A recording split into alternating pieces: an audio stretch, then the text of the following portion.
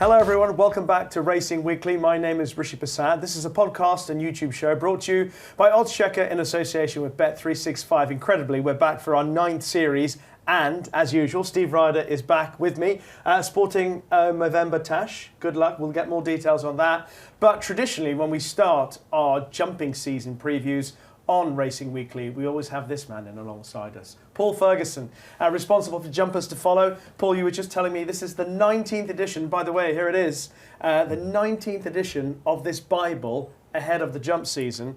Tell us about the work involved in compiling it. Yeah, show me age a little now, aren't we, Rishi? Yeah, basically start putting it together as soon as one jump season finishes. So as soon as Aintree and Punchestown is over, start making me lists of compiling who might slot into the main sections of the book, obviously the leading prospects, and go from there. But it's pretty much about 4 months' work, start to finish, to put it together. So in this show, you are going to boil it down to give us a few horses. I mean, given the breadth of work that's involved in producing this, the number of people you've spoken to, yards you've visited, how hard is it to come up with a shortlist? Yeah, I get asked a lot this time of year for one horse to follow. At least I've got 3 today, so it's not too bad. Narrowing it down to one is difficult, but we'll try and come up with something. But I say the main horses I focus on will be young horses, hopefully at the start of their career, and will eventually one day be household names. Yeah, well, fingers crossed. Steve, you focusing on everything, because at this particular moment of the year, National Hunt Racing is really picking it up a significant gear. What's the sentiment about what we've seen so far and what's to come? Yeah, it's a great time of the year. Like, I was on Racing TV yesterday and we were reviewing the Breeders' Cup. We then reviewed Envoi Allen at Down Royal, and then we reviewed the Charlie Hall. It was just a bit of everything, while then previewing an all-weather card at Kempton. So you kind of get everything at this time of the year. But yeah, I thought the National Hunt season has started off relatively well. It's going to be interesting to see what Dan Skelton does, I think, because stereotypically he's quick out the traps, try and get that prize money under his belt, and I think he's going to do things a little bit differently so far this year in order to try and do something different to try and beat Willie Mullins, who I'm sure we're going to talk on later in the show. And of course, when you're looking at all that racing, you don't know whether you're watching a future Breeders' Cup winner on the all-weather at Kempton or over obstacles in Ireland. What we now know is that we need to look at the London Gold Cup to try and find the Triumph Hurdle winner, and we need to look at the Scottish Champion Hurdle in order to try and find the Breeders' Cup Turf winner. It's crazy. Unbelievable. And brief details, if anyone wants to support you for Movember, how do we do that? Yeah, I'll put a link in the bottom of the show notes. A fantastic charity doing loads of things for men's health, obviously with regards to testicular cancer, prostate cancer, and then also men's mental health. Obviously, suicides are the biggest killer of men under the age of 50, which is brutal, and we need to do something to help that, don't we? A sombre note, but hopefully some positive. Get behind Steve if you can for Movember. Right, it is time for this week's Racing Recap. And we start at Wetherby with the Bet365 Charlie Hall Chase, won by Djelo. It turned into a bit of a battle between Djelo and Pig Dory up the straight. Always felt Djelo was going to win. What did you make of it, Paul? Yeah, I'd agree with that. I think the two of them pulled clear from some way out, didn't they? I don't know whether there was excuses for someone behind, but it did look a 2-horse race, as you say, certainly for the final mile. Djelo was very much unexposed over the trip. Pig Dory was trying it for the first time. I still think Pig Dory's slightly better on a right-handed track. Jumping maybe wasn't quite as fluent up the home straight, but he ran well enough on his first, tried a little bit keen early on, so I think he's probably coming back in trip and reverting to a right-handed track. I imagine he'll go back to Ascot for the race, formerly the Amlin Chase, which he's done well in over the recent years. I think Djelo, likewise, I was slightly apprehensive about him on the quickish ground, and obviously Venetia hadn't really got going yet. He was her first win of the season. Yes, she hasn't had many runners, but I think he'll drop back in trip now and go for the Peterborough Chase, which he was an impressive winner of last year. Yeah, and Paul points out that I think at the time of recording this show, I think Venetia's only had a couple of runners in the last 2 or 3 weeks. So it was a bit of a surprise that Djelo was as short as he was, I thought, considering most people wait for things to come right before getting stuck into one of Venetia's runners. Yeah, the important thing is that it ticked over into the 1st of November, though. So you just basically forget about it for October, and then literally they know when it changes over into the 1st of November. But I thought it was a good performance. Paul touched on Pig Dory's jumping, slightly better going right-handed. I think Djelo's probably better going right-handed. Jumped right and albeit that's Charlie's way of riding, isn't it? Quiet, just let the horse do its own thing. And actually, it probably didn't affect the finish at the end. Lengths gained jumping overall, according to Race IQ, for Djelo was 8.81 lengths. I mean, Pictori himself, in fairness, was 4.5 lengths that he gained on the field. Only made a mistake at the fourth last, really, probably put pay to his efforts. But I was quite impressed with how Pictori actually stayed on towards the finish. I don't think you can claim that he didn't get the trip. And I thought he'd be one for Kempton, really, for the King George, but apparently not. I thought that track obviously is a similar sort of makeup to Ascot, and he doesn't seem to have any interest in running in there. Djelo obviously going to head to the Peterborough Chase now. If he wins that, I think they're going to have to go for the King George. Yeah. I would imagine he's 25-1 with Bet365 at the time of recording. But the one that took my eye in behind was Garlaw. I was really impressed with his final run last year when they fitted him with first-time blinkers. Now, that run was behind Gaelic Warrior in the Oaksey Chase. Now, they reverted back to cheap pieces for this race, and in the end was outclassed. But I just kind of have in my head they might target that handicap chase at Cheltenham's January meeting that he's won a couple of years ago. So keep an eye on Garlaw's handicap mark, I'd say, in the next couple of runs with a view for that. Okay. Just going back to Pictori and the King George sentiment, I was also have the same thinking. I think I said it last season when we were on here. Well, it's a Paul Nicholls race. I mean, the King George he's the best trainer for the race, and there's nothing else. Now, the Colwell Potter's obviously out for the season. There's nothing else that he's got in the yard that would be a potential. I mean, I would say that given his record, he'd want to have a runner in the race, and Pictori would be the only one that would be. Only if he's thinking tactics long term. Obviously, if you've got LA Francais in there, he's only really got one way of going around Kempton, and Pictori is probably best when he dominates. Yeah. Harry Cobden kind of changed tactics halfway through the race, didn't he? Took a lead. I think Brian Hughes was intent on riding the real whacker from the front, and in the end, Harry Cobden just went, okay, right, I'll take it up after the fifth or sixth fence. Yeah. But that might be in the back of their mind, is the fact that they won't get an easy lead. Well, if you are thinking about backing Pictori for the King George, he's 40-1 with Bet365. For the Christmas highlight. Steve mentioned about the way Charlie Deutsch rides well. What about the way Sean Bowen is riding? And he produced another cracker on strong leader in the Bet365 West Yorkshire Hurdle. It really, honestly, didn't look likely for a long time in that race. No, and I think last time I was in at the end of last season, I think I was sat in Steve's seat and waxed lyrical about Sean's unbelievable riding throughout the season, and he started this season, if not better, really. I think it's safe to say Ollie's obviously in good form as well, and the two of them have combined. They obviously won the West Yorkshire Hurdle on Saturday, won with Resplendent Grey on Sunday in the listed race. You go back to Chepstow a couple of weeks ago, they won the big race. They won the on the Friday and the Saturday, the Silver Trophy. So they obviously started the season on fire. But yeah, it was a really strong ride. I think as for the horse himself, he is a lazy individual, and he raced even more lazily than usual. He was a bit cumbersome over his hurdles, which we've seen plenty in the past. I think that's what a flat track does suit him. I thought he got away. I thought he looked in trouble down the back straight, to be honest, even more so than normal. So it was interesting to listen to Sean's comments immediately post-race. His opinion was that a set of cheek pieces might help, and I would imagine now that when he goes to Newbury for the long-distance hurdle, I would imagine that we might see them applied.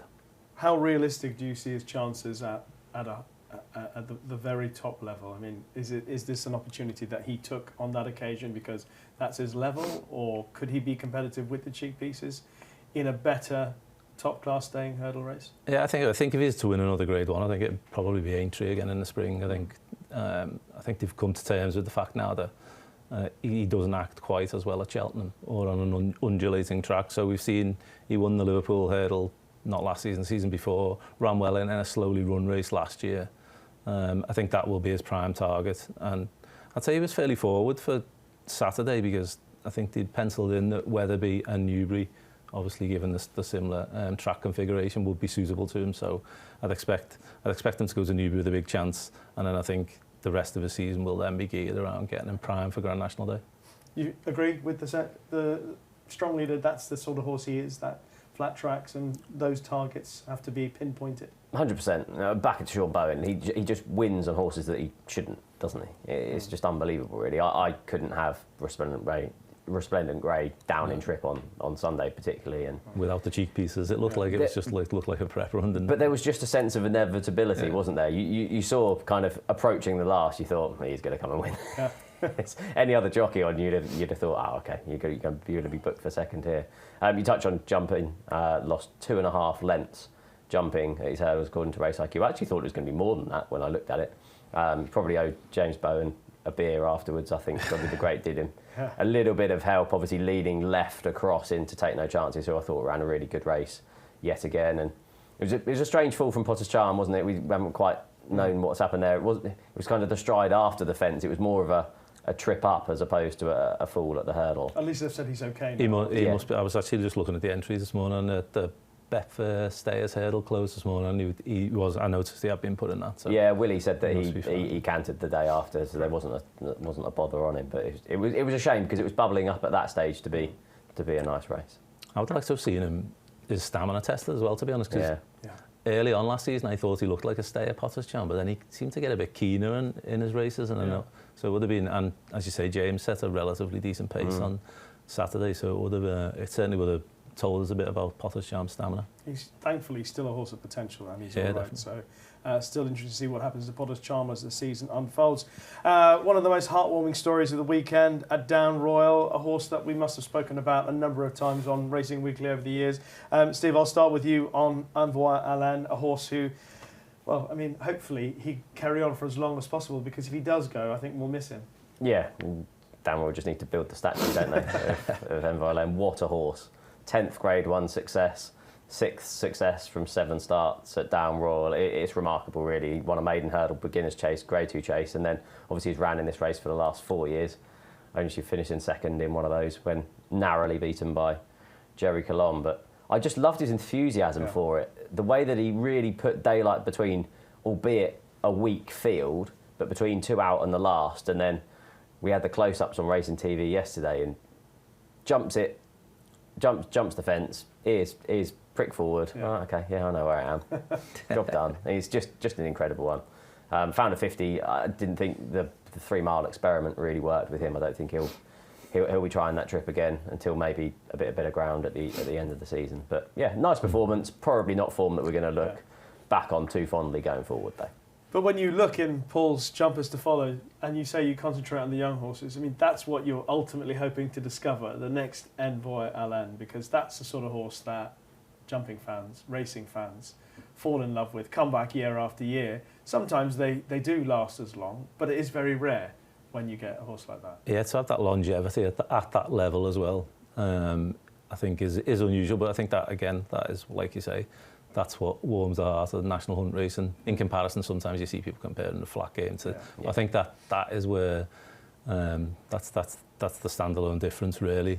As Steve touched on, his record at Down Royal is exceptional at that meeting. And I think you'd probably bear that in mind, that given that Henry's in good form and had started the season well, you would imagine that he was fairly primed for Saturday. So whether he can build on that, but as you say, you're talking about an 11-year-old now, whether he needs to do anything else. It was, like you say, it was heartwarming to watch, and it was a fantastic performance.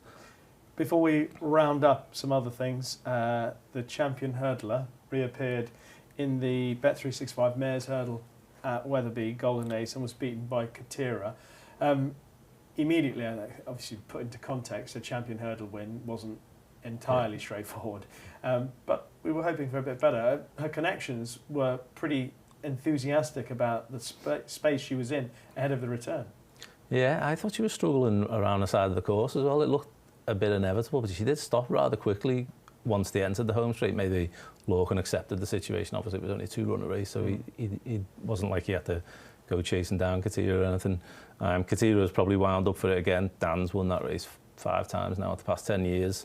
And as Steve touched on, there's probably these kind of races are part of the plan now, hopefully, to get him towards that first trainer's title. But as for Golden Ace, it's difficult not to be disappointed, really, in the way she finished. She looked like perhaps she blew up, but was there more to it, just the way she stopped so quickly? Yeah, they scoped her. She had mucus in her scope. So there has been a notable excuse afterwards. Because it was too bad to be true, wasn't it? Yeah. Very disappointing for her, but more money for Dan Skelton. Anything else from the last week or so? Anything from Ascot or Dan Royal particularly, Paul, that you wanted to? Just a few to whittle through quite quickly. Upon Tweed, I won't spend too long on him because I'm going to mention him again later on. Okay. But I thought he was impressive in the first race at Ayr. on his first start over hurdles for Nicky Richards. Alexi won the valuable handicap hurdle at Ascot. Frank, in the form of the Welsh champion hurdle, he went up £7 today to a mark of 134. Travelled really well. I think the sharper test and quick ground really suits him. I think he is more of a speed horse. Interestingly, out of that Welsh champion hurdle, Celtic Dino and Willful were both put up for collateral form. Celtic Dino £4, Willful £1. Going back to Friday, Jax Jr. was eventually beaten 16 lengths by lump sum. So if you just look at the result, you might think it was a disappointing chase debut, but far from it for me. I thought he went through the race really well, travelled and jumped supremely well over probably an inadequate trip against a superior horse in terms of speed. I think with that race under his belt going up to 2.5 miles, he will be one to follow going forward. And going back to last Tuesday, a week ago, there was 2 divisions with maiden hurdle of Foss Lass, and I think just as a whole they will be worth following going forward.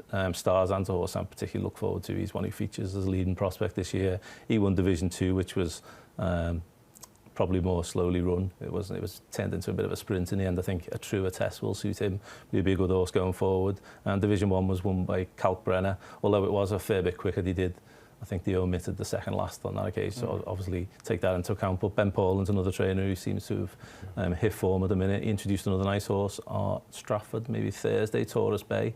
So his novices have started well. But as general terms, I think those 2 Foss Lass races will be worth following in the next few weeks. Okay, so I really enjoyed Lump Sum's run.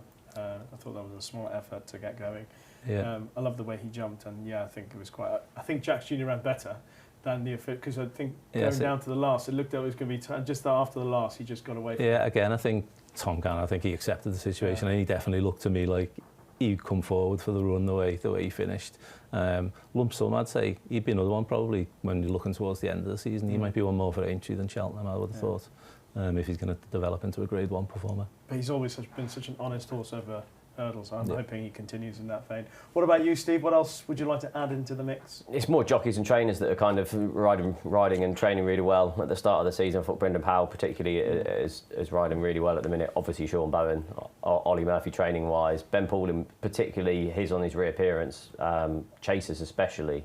I think it was only handstands. I think might be the only chaser beaten on his reappearance so far. They're all. I think at this time of the year, I don't class trainer form as too important throughout the middle of the season, but I do think it is probably noteworthy early on at this time of the year. Okay, some interesting sentiment about those things. And of course the Breeders' Cup took place as well, and who would have thought we saw a potential Breeders' Cup winner at Punchestown over hurdles back February last year, or February this year, but that's the case with Ethical Diamond. I mean, I know that the Breeders' Cup wouldn't be the sort of thing that everybody would be watching, but surely afterwards the result of Ethical Diamond would have been something extraordinary that even you, for all the things that you've seen in your racing life and career, extraordinary, isn't it? Yeah, incredible. Yeah, what Willie can do and the team over there now. Yeah, but I was actually catching up. I was out on Saturday, so I was going through all the jumps racing, and then I'd seen the results. So that was the one Breeders' Cup race I did go back to and watch it. But yeah, I don't think anyone could have foreseen that when he was beaten in the county and the Scottish champion hurdle. Anyway. In fairness, even in an interview just before the race with Willie Mullins, he said, "We don't think we'll win, but we'd like to think we could possibly finish 4th or 5th." Got a great ride as well. And that's the way you can ride an outsider, isn't it? Drop in for luck. Obviously, literally, Dylan Bradman-McMonagle straight out the stalls, duck left in order to then save ground, but swept wide and unbelievable performance. A penny for William Buick's thoughts. Rebels Romance must have thought he had it won, and then saw a horse go past, and then thought, hang on a minute, I rode you to win an Ebor last time. What are you doing here? Yeah, unbelievable. Just briefly mention some other winners from the Breeders' Cup. Notable Speech, who's going to be back next year, which is good news. I thought Oisin Murphy's ride on Valentina was outstanding on the Friday. I mean, okay, he's a brilliant jockey, similar to Sean Bowen in the magic they create in the saddle. Some chaos on occasions, but a brilliant ride on Valentina. And I'd go down as far as saying that the winner of the Breeders' Cup Classic, Forever Young, is possibly the best international dirt horse there's ever been. I mean, to do what he's done in the Saudi Cup, Kentucky Derby place, Breeders' Cup Classic last year, win the Breeders' Cup Classic this time, it was extraordinary. But most importantly now, I'll be keeping an eye on all the jumps racing in Ireland over the next few months to see where the next Breeders' Cup Turf winner is coming from. Any more from the last week that we want to mention? Nobody else? If not, we can... The only other one I had from possibly the week before was, I thought Marchantu was the standout at the October meeting. I thought he was really impressive. He travelled well in the Albert Bartlett, looked possibly like a non-stay. And actually, when I was visiting Emma during the summer, she wasn't totally convinced at this stage whether he will be an out-and-out 3-miler. So I think they got clarification of that in no uncertain terms. Travelled really well. Won off a mark of 129. He went up £9 to 138, and he goes to the aforementioned Betfair Stayers hurdle on Betfair Chase Day, which obviously Emma won a few years ago with Paisley Park. So I think that will then determine which way he goes, whether he ends up in contestant handicaps, or I think if he goes and wins that and he's rated then into the 140s, I think we'll see him pitched into those graded stay and hurdle races. Yeah, typically before the race, when I interviewed her, she said, not sure he's definitely a 3-miler. Yeah, and then after the race, when I interviewed her after he'd won, she said, I think he'd be quite good now. A little bit too late for me there. But she's another trainer who's started the season well and in flying form. So, like Steve said, it's important this time of year. Well, she may feature in some of our conversations later in the show. But that is it for this week's Racing Recap. Now, before we get into our Jumpers to Follow segment, just to let you know that our sponsor Bet365 have a best odds guaranteed offer. It is available at every single UK and Irish race from 8 a.m. on the day of the race. If you take a price and the SP is bigger, Bet365 will pay you at the bigger odds, and full T's and C's can be found on the website. So now, with the topic of Jumpers to Follow in mind, we will ask Paul to give us 3 horses to follow for the season. Steve's going to give us a couple, and I have got 1 to give you. So Paul is going to go first. Paul, what's the first horse that we're going to put on our list? First up is Mossy Fen Road. I've gone with 3 novice hurdlers for the season. Mossy Fen Road, trained by Harry Derham. He was ultra impressive on his rules debut earlier this year, at Wetherby. Came from last to first under a confident Johnny Burke. Ran out a thoroughly impressive winner from a fair yardstick in second. You could say he was slightly disappointing in the Grade 2 at Aintree, but I think the better ground was possibly against him on that occasion. He was a point-to-point winner on heavy ground before he joined Harry's yard. Half Brothers of Fury Road, Grade 1 winning, novice chase in his own right. So I think stamina will be this horse's forte in the long term. So going over hurdles now, I think an extra half mile and reverting to soft ground will suit him. So probably won't see him for a few weeks until the ground really turns. But I'd be quite hopeful that he would reach a decent level as a novice hurdler. Okay, so the first one on our list is Mossy Fen Road, trained by Harry Derham. Steve, you're next. Yeah, mine are a couple of Dan Skelton novice hurdlers. First one is Quixote de Board, who I put up in Paul's book. Beat Fortune de Mer by 5 lengths in an Irish point-to-point. Then made a really encouraging debut under rules when second in a Warwick bumper, when sent off 6-5 that day. He was beaten by No Drama this end. But they both travelled really well into the contest. Both looked smart horses going forward. No Drama this end went on to finish midfield in the champion bumper to somewhat frank that form. Obviously, Fortune de Mer has boosted the form of his point-to-point, winning the Grade 2 oddschecker novices hurdle at the October meeting at Cheltenham as well. I thought Quixote de Board would probably be kind of over the intermediate distances, maybe a kind of not the new Lion kind of. Yes. That's where the aspirations will then go. I checked before we then went on here, 66-1 with Bet365 for the Turners novices hurdle. Obviously, he's a long way away at this point, but I did think he was a horse full of potential. Okay, so Quixote de Board for Dan Skelton. And similarly to both of you, I'm kind of playing the man more than just the horse. And I think Harry Derham's going to have a huge season, much more so than in previous years. I mean, form-wise at the moment, as things stand, I think he's had 6 winners from his last 8 runners.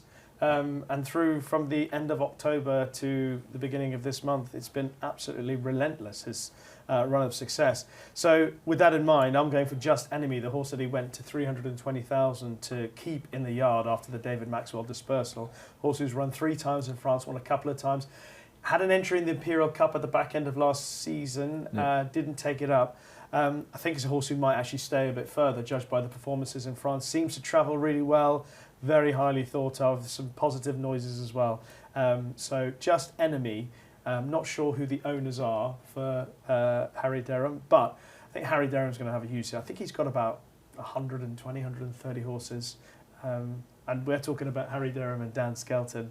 You know, this is we're into a new generation now, a new era. As much as fans of Paul Nicholls and Nicky Henderson, etc., but it's changing, and we're in the middle of it. So embrace it. So Just Enemy for me. Not sure where he'll go, whether he'll start off in the handicap hurdle, but given I think he's 128, isn't he? So it might be a nice spot to take advantage of. So Just Enemy, Mossy Fen Road, and Keop to board so far. Paul, you're back again. Just on Just Enemy, they were talking when I was down there of going straight over fences, but whether that maybe will change depending on the new ownership. But as you say, definitely positive vibes. My second one is another of Dan Skelton's plethora of novice hurdlers. I think we could have had a segment just on their own here. I certainly concurred the two horses who Steve's going to put up, or one he's put up, one he's going to put up, but nice horses. I'm going to go with My Daddy Paddy. We only saw him once last year. He won a Huntingdon bumper by 11 lengths. Visually, hugely impressive. Got a nice pedigree with a mix of speed and stamina, and there's Deb, you might remember, won over 3 miles, so should certainly stay 2.5 in time, but he didn't look to avoid the pace, so I expect he'll start off over the minimum trip. He's actually got entries at Fosslas on Sunday. He was entered at Newbury on Thursday, but he hasn't been declared this morning, so he's got an options at Fosslas on Sunday, and it looks like he's been given an entry at Carlisle on Monday as well, so should be out in the next few days. And I say, if you didn't see his debut success, I'd urge you to go back and watch it, because visually it was pretty impressive. Okay, so we're compiling a list of 6 in total. So far we've got 2 from Harry Durham's and 2 from Dan Skelton's. My Daddy Paddy added to the list. Steve, you going for Durham or Skelton next? I'm going Skelton again. And while you've got all of the racing software loaded, just go back and watch Bossman Jack's win at Wincanton on bumper debut. It was a bit of a strange race to watch, because the fancied horses were all at the front, apart from Bossman Jack was ridden like many of Skelton's are in those kind of races from the rear in order to give them a nice education. Yeah. But they turned into the straight and he just made rapid headway. When he got to the front, he was clueless, so inexperienced, was looking around, drifted left and right, but stayed on really well at the finish. I looked at it, the 13th and the 14th furlongs, he clocked below 13 seconds for those furlongs. So he's got a proper turn of foot. The finishing speed percentage was 115% as well for him that day. So to do that on your debut when you visually look that clueless, I thought was a brilliant performance. The runner-up that day, Necronaut, somewhat let down the form of it, but he was that dominant. I wouldn't hold that against him. I think Necronaut's actually declared. Yeah, I think he runs a Chepstow tomorrow. Yeah, for a race tomorrow. But yeah, Bossman Jack was much the best in that, and is quite exciting going forward. All right, Bossman Jack, the 5th name on the list of jumpers to follow. And the final one will be yours, Paul. What are you going for?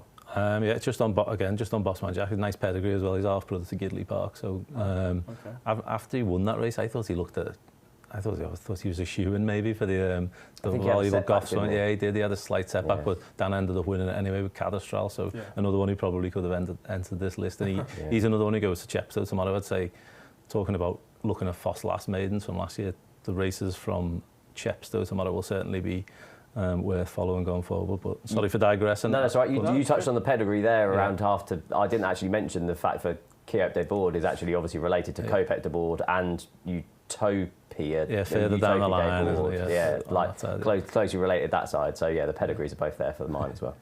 Right, my last one, I'm going to go with one up north, bit of northern representation. Up on Tweed, he actually came out and won on Saturday for Nicky Richards, as we touched upon briefly. Won a novice hurdle by 8 lengths, beating Stride on, who I think will be a nice horse for Lucinda and Michael Scudamore once he steps up in trip. I was slightly concerned before Saturday, actually, that Nicky hadn't had a winner during the winter, and then he goes and has 3 on the card on Saturday, so he was obviously saving it for the day. But his bumper form from last season, again, visually an impressive performance, but that form's been frank because he beat Conman John easily at Newcastle by 8.5 lengths. Conman John came out and won at Kelso and then won over 3 miles at Cheltenham recently, so there's a bit of substance to his form already. Obviously with missing his maiden win, but hopefully I would imagine that Nicky would probably take it a little bit slowly with him and probably send him for another novice hurdle under a penalty before he thinks of something better, but I think he does look potentially smart. I wouldn't be surprised if Nicky's got one eye on the form, but maybe at Aintree on Boxing Day after another small run. Yeah, it would be the pattern, wouldn't it? Couple, maybe 2, 3 quietish soft options before. Yeah, and then further down the line as well, he's bred to stay. I think he still looked quite green again on Saturday. I think stepping up in trip, I don't think there's any necessity for it now, but later in the season he might do. And you would imagine the Premier novices hurdle at Kelso and Aintree will be the long-term goal. He obviously changed ownership over the summer and now carries the colours of Eddie Melville, who owned the Kaluki Kid, and he's had Edward over the years, so he's got good horses. So yeah, he'd be one who should develop into a smart novice in the north. All right, let's recap the jumpers to follow from Racing Weekly. Paul has gone for Mossy Fen Road for Harry Derham, My Daddy Paddy for Dan Skelton, and Upon Tweed for Nicky Richards. Steve has gone for 2 from the Dan Skelton team, Chaos de Board and Bossman Jack, and I've gone for 1 from the Harry Derham team, which is Just Enemy. Make a note of those 6 horses and we'll tally up the scores at the end of the season. Hopefully there are a few wins to be celebrated from those. Now, before we get into our weekend preview, just to let you know of a free-to-play 6 horses challenge. It's available every weekend with prize pools available for 5 and 4 correct predictions, as well as a jackpot for all 6. The usual T's and C's apply. And so it's time to look ahead to what's coming up this weekend. Obviously, there's Aintree with the Grand Sefton being the feature race. At Wincanton, the Badger Beer is their big race. So we'll start off at Aintree first of all, if we can, with the Grand Sefton. Bet365 Market has White Rhino as 5-1 favourite. Johnny Who's 6-1, along with last year's winner King Turgeon. Excello is 9s. Gaborio placed in the race last year, 9s. Jet Plane 10s at 12-1, bar those. I'll start with you here. Paul, White Rhino and Gaborio representing a team who I imagine would have targeted this race with those 2 horses. How do you see this? Yeah, definitely. When I was the last, I've been over there a couple of times, and White Rhino was mentioned for this race. He started last season really well, won first time out, then won a decent race at Haydock. Kind of tailed off of it, but he was pitched in, he was unseated early, didn't he, in the Quarto Star, and then clearly wasn't right when he pulled up in the Grinthorpe. The stable won this a couple of years ago with Jess Gill, so as you say, you can imagine this was a long-term target with him. I think he probably deserves his place towards the top of the market. It's unexposed, this kind of trip. Actually, it always springs to me as a horse who'd be better on softer ground, but his form on good to soft is equally as strong. So I'd say him and Johnny Who were the 2 standouts for me. Johnny Who's another one who goes well fresh. His first time out record reads 1-1-1-1. When you include his point-to-point, he had a bit of obviously had problems over the years because he's had gaps in between his runs, but this seems to be the time to catch him. Did think maybe a longer trip might suit him better, so whether he definitely turns up here or waits for the Coral Gold Cup, but he just given his record fresh, I think probably again I'd have it between the 2 as those that stand out. King Turgeon, you look at last year's win, obviously impressive, but he's £12 higher now. He won off 125, now 137, and I think in those 2 opponents, I think he's facing potentially a stronger level of opposition. Yeah. Unless, of course, he's a bit like Vieux Leon Rouge and just excels at Aintree over those fences. But when he won the race last year, it was notable, even in commentary you could hear say, he's an exciting horse for this particular contest. And he looked great that day, but didn't really follow it on significantly. Maybe coming back there might help him. How do you play this race? He'd had a reappearance run as well prior to this win last year, which he hasn't this time. But yeah, like Paul says, you can't argue that he's well handicapped off a £12 higher mark, I don't think. This is really competitive. And obviously form over the Grand National fences isn't as important as it previously is, but I still would class it to be a positive.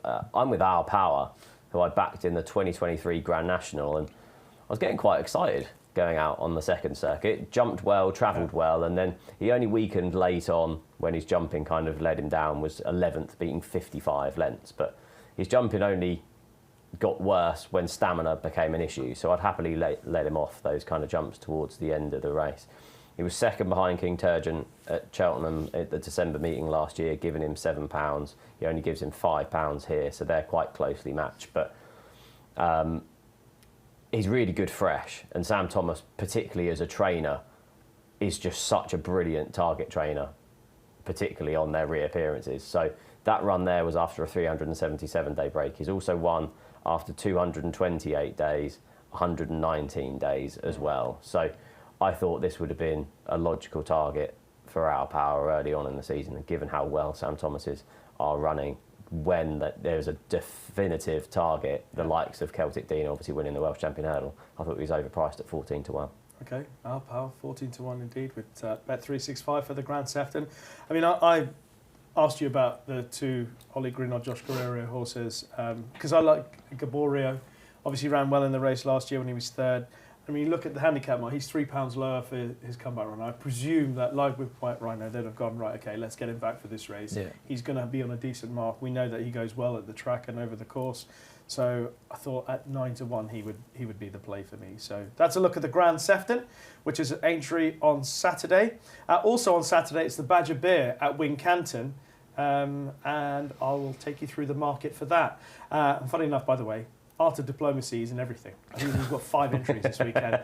So he's in that betting for the Grand Sefton. He's also in the betting for the Badger Beer. He's 10 to 1 with Bet365 for the Badger Beer. So I thought I'd give him a mention.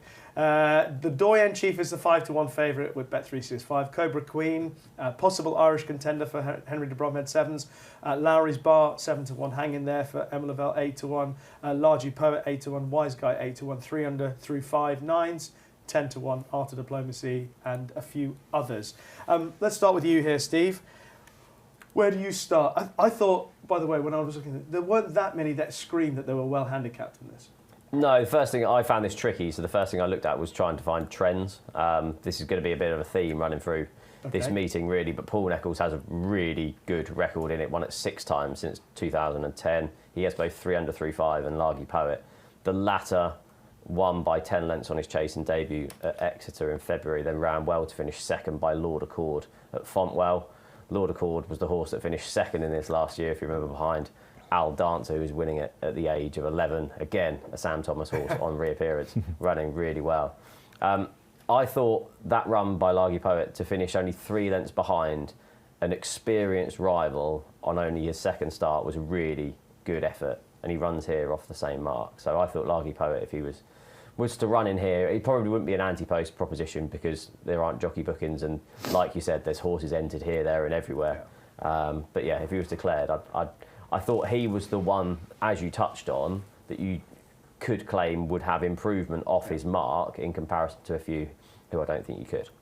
Okay, and yeah, that's one of the things you look for in a race like this, who might still have a bit of room to improve on the handicap. Did you spot anything in that regard?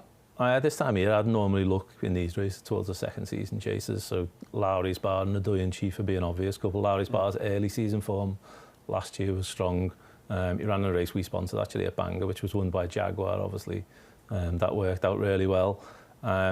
Disappointed when he took his chance in, we haven't seen him since the Ladbrokes Trophy now at Kempton in February, but I think he reported he bled that day. So obviously a bit of a layoff and a bit of a question mark hanging over him, but I do still think he's got potential from his mark. And he actually beat the Doyen Chief last December at Exeter. £2 worse off, but I think conditions on Saturday might favour Alan King's runner. He wants decent ground.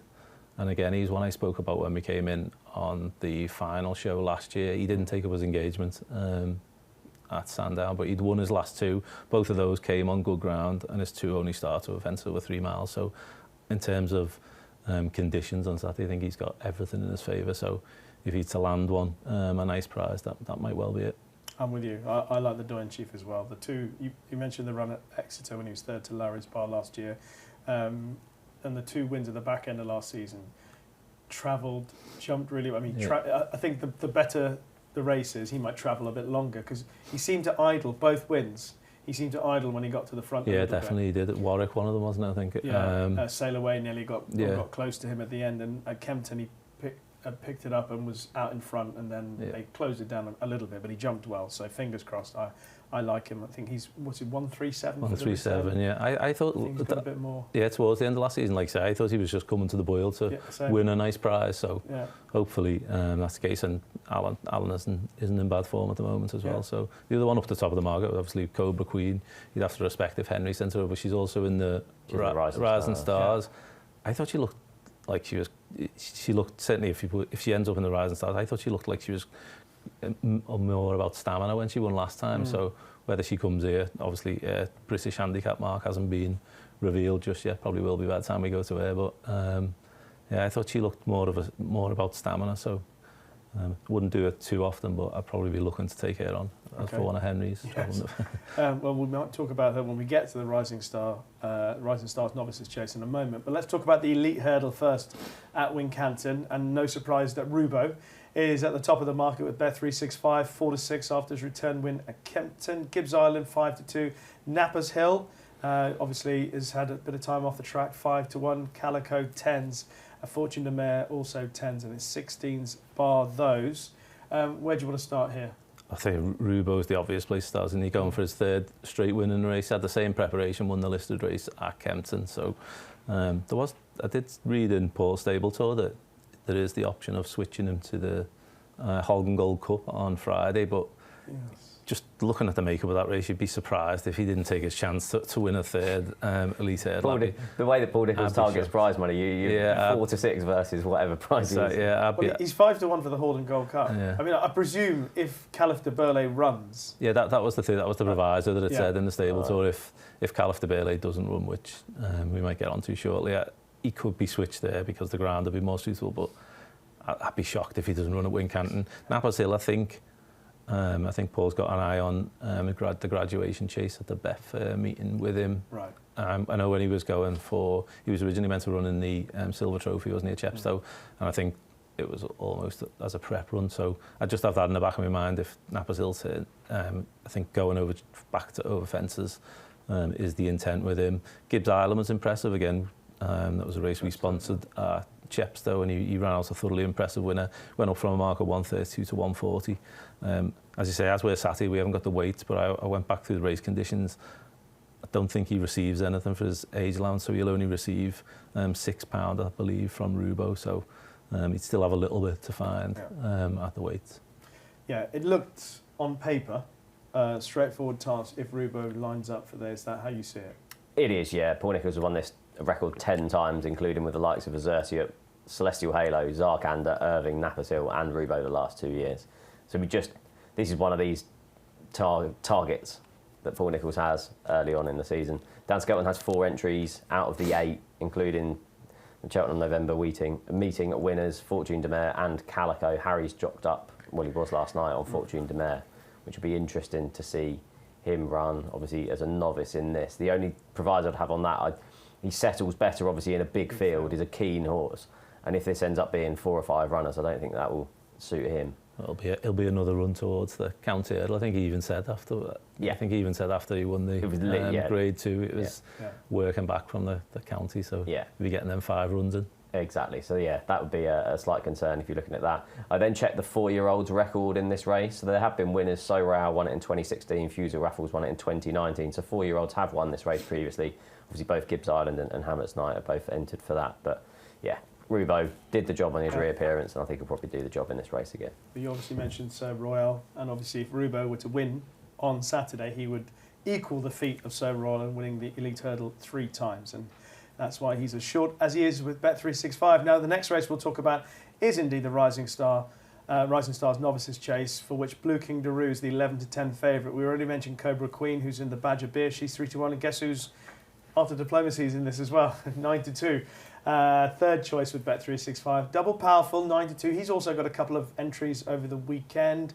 5-1 Doyen Quest, breaking cover 20s, and 33-1 bar those. Blue King Daru, I thought it was an encouraging run behind Risk in the Ground. I didn't think that track and that race suited Blue King Daru on that occasion, and I expect better. You would expect better, but you'd need to be better to win this. I was slightly disappointed. Obviously, I know you shouldn't really use SPs as a guideline for a performance, but it was disappointing to see him beaten at odds on. We'll go through the stat again. Paul Nicholls has won this race 9 times since 2006, including with Nappers Hill 2 years ago. So again, it is a race that he does target, but I thought it was a weak contest this year. I thought it was a poor race, and even though Paul has reservations around her, I thought it was interesting Cobra Queen is entered here for Henry. I'd probably prefer her here based on just the fact that it's a weaker contest, I thought, than the other race. Started the season in really good form. Henry de Bromhead, 6 runners in the UK have only yielded 1 winner, but also 3 places. Overall, in the last 14 days, a 26% strike rate. I thought she was quite impressive on her previous 2 starts. One at Tremor by 6.5 lengths, one at Roscommon by 8.5 lengths. Both the same way as Wincanton. Yeah, and I just thought she was probably the one to beat, given that I wasn't too enthusiastic about any of the others. Okay. Where do you stand on this race, Paul? I'd agree. I don't think it's an overly strong renewal, but we've seen that several times in recent years. And a couple of Paul's previous winners were beaten on chase debut. Again, I was slightly disappointed with him at Newton Abbot. I must admit, 151 rated hurdler, was beaten by Risk in the Ground, who's now gone up to 142, and he was in receipt of £12 a day. So obviously, clearly didn't reach anywhere near his hurdle form. But as you say, I think you've got to give a horse a chance on the second start. I would imagine that this has been penciled in as his first major target, again, due to Paul's record in the race. If he is to win a graded novice chase, this he won't get a better opportunity, I'd say. So conditions, he handles decent ground well. He's not the biggest horse, so I'd say, but more through a process of elimination, really, than anything else, because I wasn't overly sold. Double Powerful would be interesting. I thought he was an eye-catcher at Cheltenham only a fortnight ago. But again, for me, he looked like he wanted to step up in trip. So he's got an entry in a novice handicap at Aintree over 3 miles. Yes. I would imagine that's a more suitable option for him. But if this race looks like cutting up and there's only a couple of runners, and as we say, it's not strong, Neil might think, why not have a crack? But if he goes to Aintree, he might have to take on Derry Hassan Paddy, who's in there off a mark at 143. So he'd be an interesting run. I think going forward, and regardless of what happens on Saturday, Double Powerful should be one to follow once he goes back into handicap company and steps up in trip. Yeah, he's on my list of horses for the weekend, Double Powerful. As you say, 2 entries, one in the Rising Star and the other in the 3 mile 1 handicap at Aintree. I love the way he was ridden on his comeback. It was a really good reintroduction. He came to have every chance, I think, just about, and then got tired in the close. He looked like he needed it, but also looked like, I think, in time he would benefit from a step up in trip. If he goes to Aintree, I'd be keen to see how he goes. But of course, there is a potential seriously good horse. I think Blue King Daru will improve a lot for that first run. I think the horse who won the race that day, Risk in the Ground, I think he basically pinged every fence. Yeah, and he's effectively a handicap horse, isn't he? Take it, Yeah. and so with plenty of experience, so you've got to factor that in. He wasn't facing a fellow debutant, was he? No, and he was coming back right at the end. So I'll hope that Blue King Daru steps forward. We should give a word to the Holden Gold Cup, which I think you've already alluded to. Now, as things stand, Caliph de Burle is the 94 favourite. Last year's winner, JPR, won 130. Lurda Sud, 92. See Rubo's in there. Gidley Park, 6-1. Sevens, bar those. It's hard to be adamant who's going to take part in the race. But if those that I've mentioned do stand up, it's a pretty decent renewal. Yeah, it will be a fantastic race. I just can't imagine the way the ground is at Exeter at the minute that many of them main protagonists will do. Caliph de Burle, obviously a Grade 1 winner as a 5-year-old at Aintree. I think, as already Paul mentioned, that if he doesn't go here, he'll go for the Schleur Chasers. That's his backup option. Lord of Sud was pulled out on Saturday because of the ground.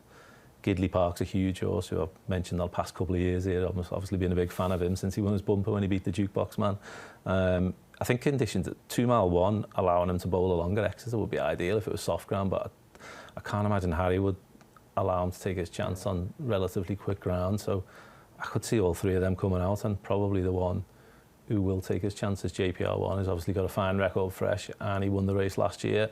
You could say, obviously, if any of those opponents turn up, you would say it looks potentially a stronger renewal. But last year he beat Djelo, giving him weight. So a £4 rise from that seems fair. You imagine, again, you would think that this has been somewhat of a long-term aim. So I think of those towards the top of the market, I think JPR1's the most likely to run, so therefore the most likely winner. And I think he's won first time up every season, JPR1, so he would also be my selection. What about you, Steve? Yeah, it's a hat-trick for JPR1 in the Holden Gold Cup. The Tizzards obviously target this race as well. 2012 with QU Card, 2021 with Eldorado Allen, 2023 with Elixir de Nuts, and then last year with JPR1. So, yeah, this would have been circled in the calendar for the Tizzards. Okay. Before we get into best bets, anything else that you want to mention coming up in the next week? Again, I did touch on briefly on Chepstow's card. Newbury also looks like it's got a relatively decent card on Thursday in terms of young horses coming through. I think you should just touch on there. Nick Schofield's going to have his first runner in his name on Thursday. Horse called St Irene in the Mares Novice Hurdle, which looks a deep race. He's acquired here from Ben Brookhouse, and so it'll be good to see Nick with a runner. Another on Thursday, just to note, because I had him down as a possible one to note over the weekend. Horse of Jamie Snowden's called Tip Top Tim. He's been declared at Ludlow in an introductory hurdle. Stepping up in triple definitely suits him, but he finished second when he didn't jump particularly well at all over 2 miles at Uttoxeter, and that race has worked out really well. The winner for Martin Keithley then went on to Cheltenham and won the 4th. Marziak for Kim Bailey, and Matt Nichols won a decent maiden hurdle at Aintree last weekend, so that looks strong form, provided he jumps a bit better. I'd say Tip-Top Tim's probably one to note at Ludlow on Thursday.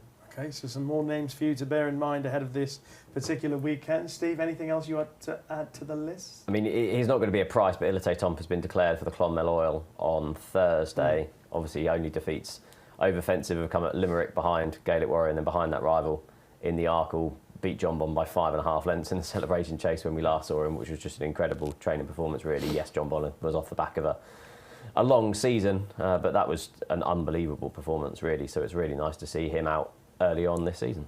Okay, so that's a look at some of the horses that we'll hopefully be celebrating success with over the next week or so. So it's now time for our best bets of the weekend. And we're going to start with our special guest, Paul Ferguson, who will tell us your best bet.